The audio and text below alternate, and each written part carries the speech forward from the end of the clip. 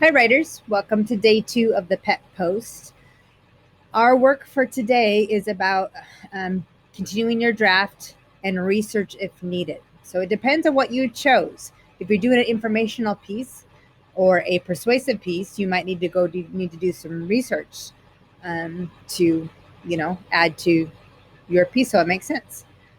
Either way, you do need to do number one here, anchor yourself to your message. Okay, so is your message teaching us about something or convincing us about something or showing us about something?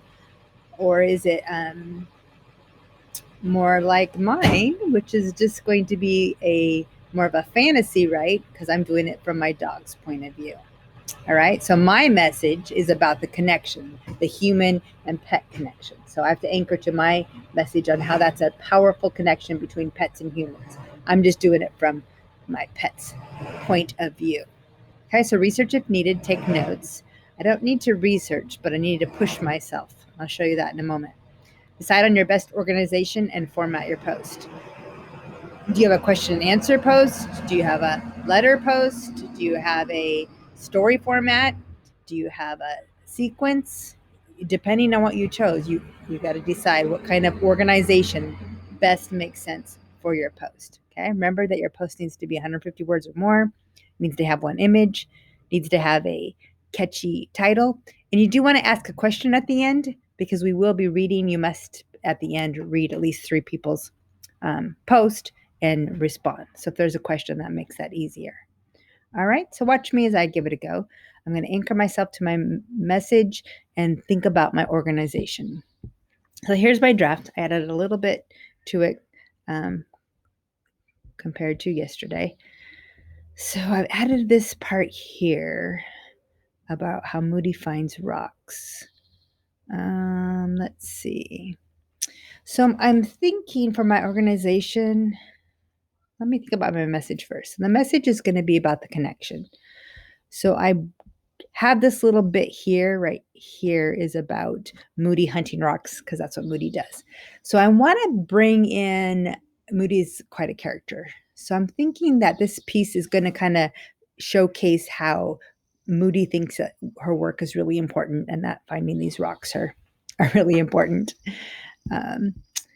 And I'm going to add the connection to Maggie. Maggie is really the owner of Moody because she's the one that does the most to take care of him. So I want to focus on that too. So I've got a little bit about that Maggie right there. And I'll probably pull her in to this part too. So I'm thinking I'm just going to leave like this first part is an introduction. This is about her important job. And then maybe I'll end with a little bit more what life has been like with having the humans home a lot. So it's kind of, I guess my order is kind of like a little background, a little bit of information about Moody and her important work, and then a little ending with the what's life like now. So that's my best thinking for the moment on day 2. So my message is about the human and pet connection, especially between Maggie and Moody. I'm not going to need to research as much. I'm just going to need to push my brain and research. Maybe I will check with Maggie and get a couple ideas from her. So that might be my research. Organization, it's going to be kind of like a story format, but with the sequence, like short little kind of stories all kind of connected together. Yeah, that's my best thinking for right now. Okay, your turn to give it a go. So you're going to either be drafting or researching. You definitely want to think about your message. Are you informing us about something? Are you explaining about how to raise chickens? Decide what your message is, and that will help you anchor your organization. And these are not the only ways things can be organized. There's many different ways to organize your post. So do what works for you.